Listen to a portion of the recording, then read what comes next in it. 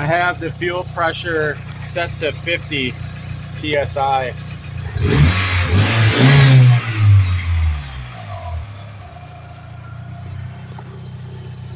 Here's the boost controller for the turbo. I think it's just set to 12 psi right now. Maybe stock or a little bit more than stock boost pressure. But yeah, it was the clutch safety switch. The rubber little stopper must have fell off, and that's why I couldn't get the car started.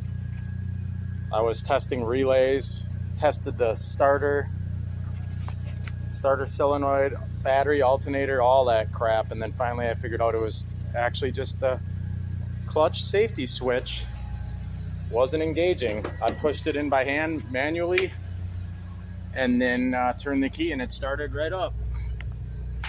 Underneath here, there's that safety switch. You can't see it right now. That's all it was.